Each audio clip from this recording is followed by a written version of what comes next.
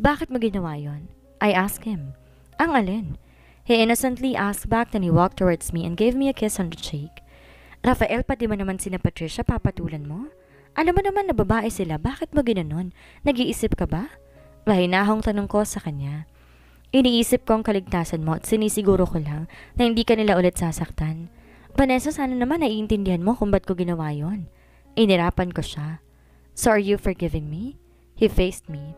Alam ko ginawa niya yun para sa akin. Gumanti siya dahil yun. Ang di ko man lang naipintanggol ang sarili ko. Huminga ako na malalim, humarap sa kanya at tumango. Ayoko mawala ng magandang buhay si Patricia. Siguro naman di niya ulitin ang ginawa niya sa akin. Dahil kahit sino'y ayaw maging dahilan ng pagbagsak ng kanilang negosyo. Really? He assured me. I smiled and nodded. Yes. Dumukwang siya papalapit sa akin at niyakap ako. Ewan ko ba ibang-iba siya ngayon? Thank you, baby. Hinalik-halikan niya ako sa kamay. I have a surprise for you, he said, and he winked at me. What is it? I raised my eyebrows. Just wait and relax. I hope you like it, my love. My heart beat so fast. I looked at him. My love. Rafael, kanina pa tayo nasa biyahe. Saan ba tayo pupunta? Gabi na. Nag-aalala kong sabi na makitang madilim sa labas. Ang layo na rin ng biyahe namin. Saan niya ba ako dadalhin? Don't you trust me? Don't worry, wife. We're almost there. Sabi niya at narinig ko bumusina siya dahilan para bumukas ang gate. Isa ba tong villa? Maya-maya pa huminto kami sa isang harapan ng bagong bahay. I mean, kitang-kita nakakagawa pa lamang nito at magandang-maganda. Rafael, nasan tayo? Kanina to. Tinuro ko pang bahay habang nakatingin sa kanya. Yours. Tipid niyang sabi at ginisihan ako bago lumabas. Anong akin? Wala akong binibiling bahay. Nakita ko pinagbuksan niya ako ng pinto at inalayan makababa na sasakyan. Nilibot ko ang paningin ko kahit gabi na masasabi ko maganda ang kapaligiran dito. Hindi ko na kaya magtiis. Di ko na kaya maghintay na mahabang panahon para makasama ka mula umaga hanggang gabi. Magdamagan? Gusto ko palagi ka nasa tabi ko sa lahat ng oras. Ayoko mawala ka sa akin. Mahal kita and I do love you ever since. This house? Starting tonight, I want you to spend all night with me. I want to be with you, Vanessa. I brought this house for you, for us. Now can I have your answer? Can you be my girl and live with me? Di ko maiwasan maluhan nang marinig ko ang sinabi niya. Sa pagkakataong to, alam ko di nabirong sabihin niyang mahal niya ako. Rafael! He smiled and wiped my tears using his thumb. Hush! I won't force you if you don't. All I want is for you to be with me. He gently caressed my hair. Rafael, sinagot na kita. Sinasagot? He smirked. Yes, I want to be your girl forever. I explained. His eyes widened. Really? You mean... Yeah. Thanks, wife. Yeah, thank you. I'm so lucky this day. Masayang sabi at niyakap ako na mahigpit. Hindi naman kita mahindian eh. Isa pa nagdemand ka sa akin una pa lang. Hindi mo kailangan manligaw. I pouted that made him smirk. No, wife. You're not officially my girl because you are certified my wife. Thank you so much. Inawakan niya magkabilang pisngi ko. One more thing. I won't stop courting you. I won't. I love you. This will be the new beginning for the two of us. Hinalikan niya ako sa noo. Rafael, I love you too. Mahinang saad ko. I love him the way he loves me. I love everything about him and accept him wholeheartedly. Di ko man masabi, di dahil sa nahiya akong umamin, minsan naisip ko wala siya nararamdaman sa akin. Pinapanindigan niya lang kasal na meron kami, kaya pero mahal ko siya noon. Yun ang nararamdaman ko. Siya lang nakapagpadama ng ganito sa akin. Sa kanya ko lang naramdaman ang tunay na kasiyahan. Sounds very good. It's making my heart race. I love you more, baby. Natatawa ako sa reaksyon niya dahil mahina niya pang tinipa ang dibdib niya. Rafael, I love you too. Pag-uulit ko na kinatigil niya. Napalingan ako sa bahay. Hinila ko siya papasok. Gusto kong makita ang nasa loob ko maganda ba talaga. I know, di ko man sabihin nararamdaman ko, mas mahal kita. Mahal na mahal. Naparap ako sa kanya at nagiinit ang aking pisngi.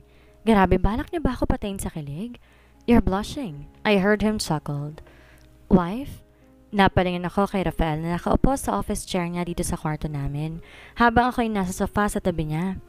Pagkapasok namin dalawa, nilibot niya ako sa buong bahay at masasabi kong sobrang ganda at laki nito para sa aming dalawa. Malaking living room, complete equipments na kitchen, may maid's quarters sa first floor, kasama na rin ang basement. Sa second floor, 3 kwarto at 2 guest room and the master's bedroom. May king-size bed, mini living room, and reading corner. Table for 2 person only. Ang room naming dalawa sobrang laki. May 4 pa itong pinto sa loob. Ang isa sa banyo, isa sa walk-in closet, isa sa office niya, dan isa naman for baby. Di ko nga alam kung bakit may room for baby na agad, wala pa naman kaming anak. Ang masasabi ko lang masayang kinakabahan akong magkasama kami. Wala na tong bawian. Mag-asawa kami at mahal ang isa't isa. Pinakamasayang araw naming dalawa. Masasabi kong ito na ang simula ng aming pagkasama bilang mag-asawa. Kinakabahan, excited, masaya, at iba pang emosyon na nararamdaman ko. Wife? Dinig kong tawag sa akin ni Rafael at naramdaman ko ang ulo niya sa balikat ko. Huminga ako na malalim at bumaling sa kanya. Nakita ko siya nakatingin sa akin at para bang sinusuri ako. Problem? Umiling ako bilang sagot sa tanong niya. Inawin niya ang ilang hibla ng buhok ko, tinalikan ako sa labi. Magpahinga ka na, alam ko pagod ka sa biyahe. Susunod ako, tatapusin ko lang tong ginagawa ko. Bulog niya at umayos siya ng upo. Mas pagod ka sa akin, di ba pwedeng bukas naman ng iba? Magpahinga na tayo. Inaplos ko ang pisngi niya. Di ko alam paano niya napagsasabay ang pag-aaral at ang pagiging boss ng company. Yes. Naikwento niya sa akin tinake over ng lolo niya sa kanya ang posisyon as the president in the company. Sabi niya pa hindi siya madalas papasok sa school dahil busy siya sa office. Mabuti na lang patapos na kami. Ilang months na lang hihintayin graduate na kami. Makakapag-focus na siya sa work. Madali na lang to. Intayin mo lang ako para sabay na tayo pero mauna ka na. Maupuyat ka kakahintay sa akin. Inawakan niya ang kamay ko na nakahawak sa pisngi niya. Sige, itimpla na lang kita ng coffee, Nginitian ko siya at tumayo ako at umalis ako sa pagkakaupo ko sa sofa. Akmang lalabas na sa kwarto. Huwag ka nang bumaba. Dito ka na nang magtimpla. Gumuso siya sa right side at nakita ko may heater, then may water sa pitcher at mini drawers. Wow! Ang astig naman. Hindi kaya ginagawa lang ako niyang tamad nito? Meron pa pala mini fridge dito. Spoiler naman masyado. Hala, ang galing naman. Ini-spoil mo naman ako masyado. Nakangiting sabi ko. Siyempre, dapat lang dahil magkasama na tayo. Kailangan natin alagaan ang isa't isa. I promise you that, so for now, I need to go back to work. Always remember that I'm working for our future, for you. I want to give everything you need and want for our future family. Understand, wife? Palagi niyang iniisip ang future naming dalawa. I'm so happy that he always planned for us. Thank you. Kumuha ako ng cup and spoon sa mini drawer at naglagay ng coffee and sugar sa cup. Hinintay ko pang mainit ang water. Ngumiti ako sa kanya. Yes, and keep this in mind too, that I'm always be there for you. I will support you, keep on loving you. I love you. I smiled at him and that makes him cuss. Kailangan ba magmura? Inahalo ko ang coffee niya at naglalakad ako papalapit sa mesa niya, dala ang coffee. Yeah, and you keep my breath away when you say those words to me. Ngumiti ako na mailapag ko sa harapan niya ang coffee.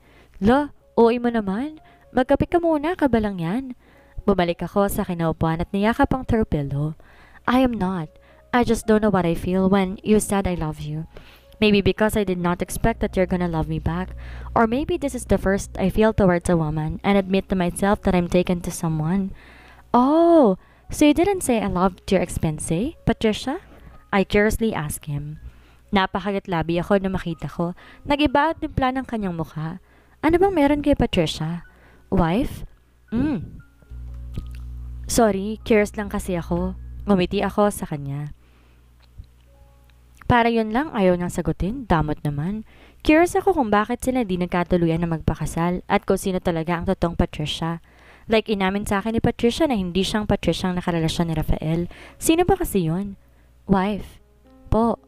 I love you. Napatingin ako kay Rafael at pakiramdam ko may paru-paro nagsiliparan sa aking tummy na para bang nagdiriwang. Ngayon ko lang naramdaman ng gantong kaligayahan sa buong buhay ko. Maybe this is the love I asked to God by this man. I love the way everything about him. He always makes me special. Nakita ko ngumiti siya sa akin bago uminom ng kape. You're blushing. Hinawi niya ang ilang hibla ng aking buhok bago masuyong hinaplos ang aking pisngi. Para bang nangaasar pa siya? Everyday routine? Nagulat ako nang marinig kong boses ni Rafael sa likod ko at naramdaman ko yumakap siya sa akin. I smiled. Gumising ako maaga para mag-prepare ng breakfast namin. Well, wala kaming maids. Kaming dalawa lamang ang nandito. As a wife, dapat paghandaan ko siya everyday ng breakfast before he go to his work. Sagot ko at pinagpatuloy ang paghahalo ng fried rice sa frying pan. Good morning, my love. That smells good. Sabi niya habang sinisiksik sa leg ko ang kanyang mukha at mas sinigpitan ang pagkakayakap sa akin. Morning! Ang sarap ng tulog mo, baka malate ka niyan. Bumaling ako sa kanya at pinisil kong pisngi niya. Of course, masarap ang tulog ko kapag ikaw ang aking katabi. I am in peace, he said and gave me a little kiss on my shoulder. Oo na, tama ng halik, pakiabot na lang po yung lalagyan at baka masunog pang niluluto ko dahil sa kalandian mo. Natatawang sabi ko sa kanya. Sasawayin mo lang naman ako, bakit kailangan pang utusan? Kumamot siya sa ulo niya bago kinuha ang lagayan ng fried rice na nilagay ko sa mesa kanina. Reklamador ka talaga no? I asked him as he handed me the rice bowl. Pero masunurin, basta't pagdating sa'yo, nagrereklamo pero susunod sa lahat ng utos mo. Ngumiti ako sa sinabi niya bago siya muling yumakap sa akin habang nagsasalin ng niluto ko. Ako na dito, magbihis ka na, baka ikaw pang malate dahil sa akin? Iyahatid kita sa school. Kinuha niya sa akin ang ginagawa ko at napatingin ako sa wristwatch ko, 5:16 a.m. Masyado pang maaga pero dahil sa malayang bahay namin sa school, baka malate talaga ako. Is that my husband's daily routine? Baling ko sa kanya. Yup, iyahatid kita everyday but I cannot stay that I can pick you. You know, but don't worry, you're never gonna walk going home. I promise you that. Since malapit na ang graduation natin, ilang weeks na lang, kaya hindi mo kailangan mag-adjust ng todo. Sabi niya at ginitian ako. Okay lang.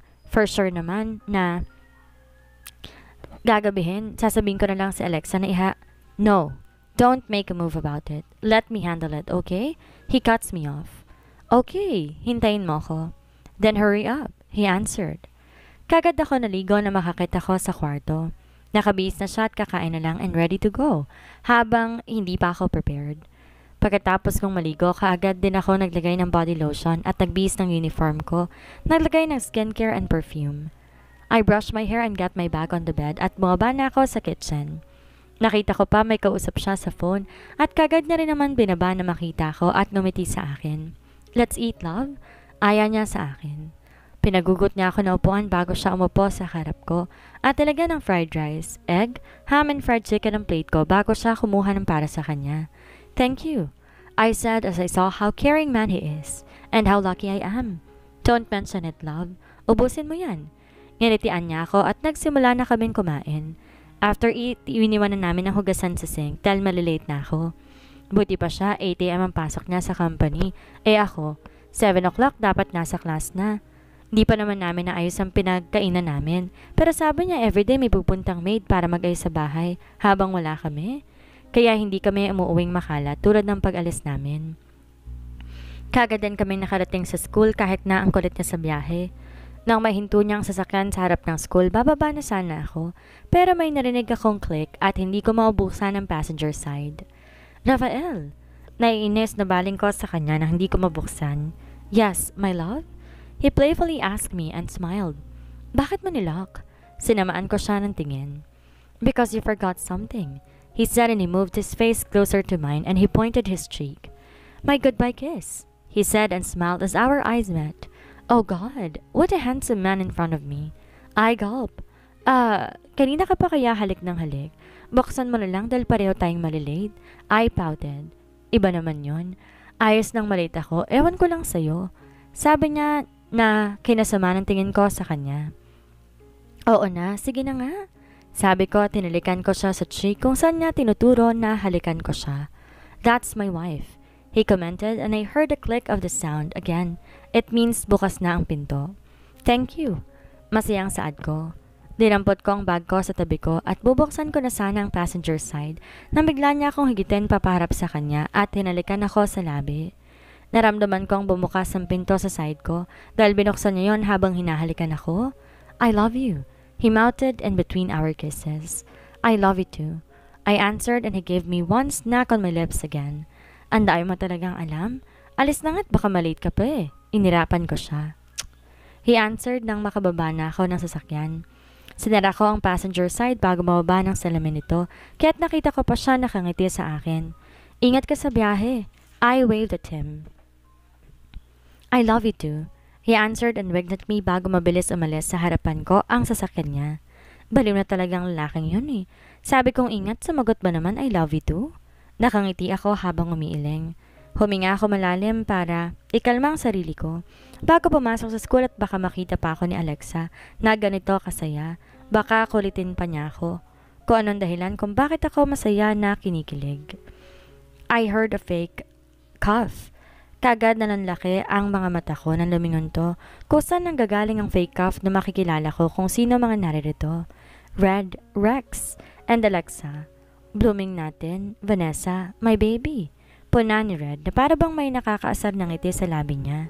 Oo nga baby, ikaw lawak ng ngiti natin, umaabot ng langit. Hindi ko maabot, how to be you po.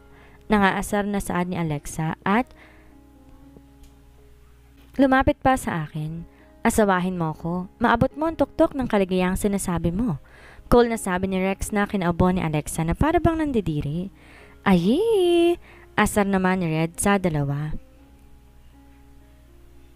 Yak, ang kapal naman ng mukha mo. Ang sabihin mo ka mo maabot kong tuktok ng kasikatan at kasawian sa pag-ibig. Maarteng saad ni Alexa. Try me, paghahamon ni Rex. Try what? Inirapan ni Alexa si Rex, kami naman ni Red. Tahimik lang na nakamasid sa dalawa na para bang wala kami rito sa harap nila kung magbangayan. Be my girl, Rex directly said at made Alexa and eyes whitened. Naubo si Red. Tangina, kailangan ko na siguro magpatingin sa doktor. Sabay-sabay kaming napalingon kay Red. Akala ko sinasadya niyang umubo, pero totoo pala. Nasa med ng sariling laway. O sadyang may TB na yata siya.